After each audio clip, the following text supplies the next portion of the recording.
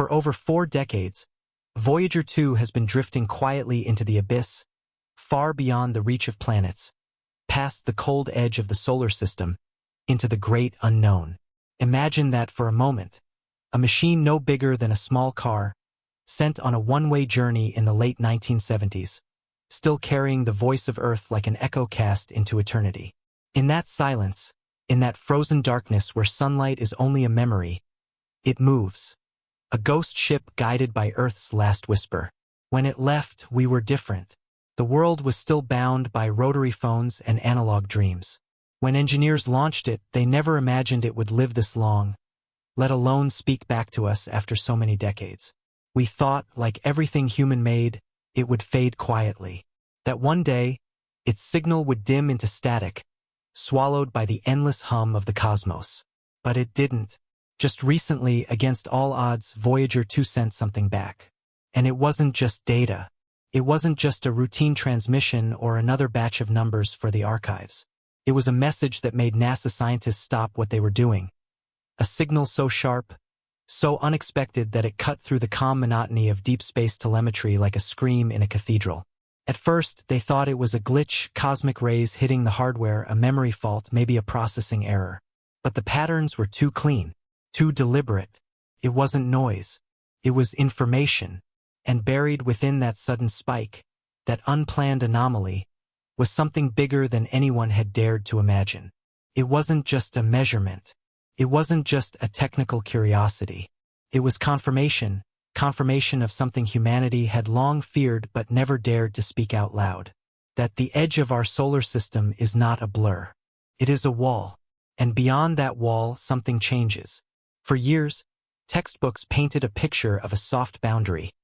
An invisible line where the solar wind faded gently into the interstellar medium like a mist dissolving into the morning air. A poetic transition, smooth and gradual, almost romantic in its simplicity. But when Voyager 2 crossed that boundary, what scientists call the heliopause, the truth shattered every comforting illusion. It wasn't soft. It wasn't graceful. It wasn't a gentle gradient. It was sudden, violent in its precision. One moment, Voyager 2 was inside the sun's protective bubble. The next, it was beyond it. And with that single step, the universe revealed its first secret. That our solar system isn't just drifting freely in space. It's protected, shielded, contained by something. When the data came in, the numbers didn't lie. Radiation spiked by over 70% in an instant. Plasma density surged. The structure of the magnetic field twisted into something alien. Imagine standing in a quiet meadow and then, without warning, being hurled into a hurricane. That was Voyager's reality. Scientists stared at the graphs with growing unease. They had expected a slow bleed, a soft blur. But what they saw was more like a membrane being pierced, a threshold crossed. It wasn't just abrupt. It was absolute. Like opening a door and stepping into an entirely different room. A room no one had ever entered before. The precision stunned them. The heliosphere, once thought to be a vague, ghostly shell, now appeared as a distinct, shield-like structure. A fortress wall holding back the chaos of the galaxy. And Voyager 2 had just slipped through its gates. For decades, the heliosphere was an elegant theory, a bubble of magnetic and plasma energy inflated by the solar wind. Nice to imagine, easy to draw in diagrams. But the reality was far more profound. Inside this shield, life is possible.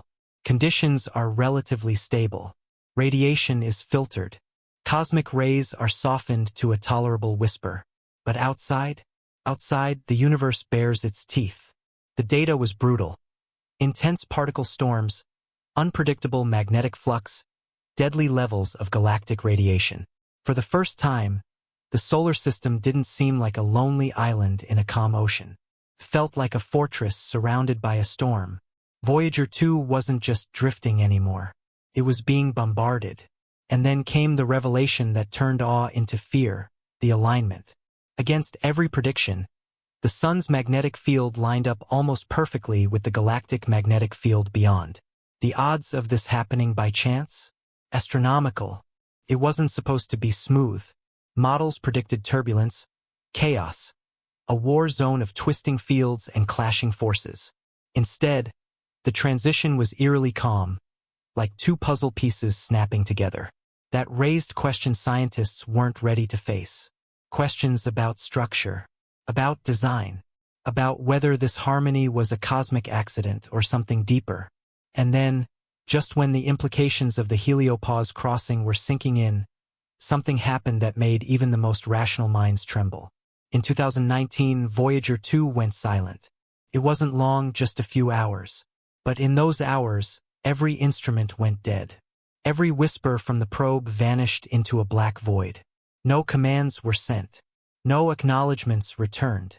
For the first time in decades, the voice of Voyager was gone. The official story? A minor glitch, hardware aging, a hiccup in software. But buried deep in technical logs, anomalies whispered a different story. Unexplained electromagnetic spikes, fluctuations in the magnetic field, sharp surges in particle energy moments before the blackout. Small, yes, but not meaningless. What did it pass through? What brushed against it in that silent gulf where no human eye will ever see? Some suggested a pocket of highly energized plasma, maybe a ripple from a long-dead supernova or a distant shock wave echoing through interstellar space. Harsh but natural. Others, quietly, almost reluctantly, wondered about something else. A layer. A zone. A region so foreign, so unanticipated, that its very existence rewrote the maps in their minds. If that's true, then this wasn't a failure. It was an interaction. Something out there touched Voyager, and Voyager reacted.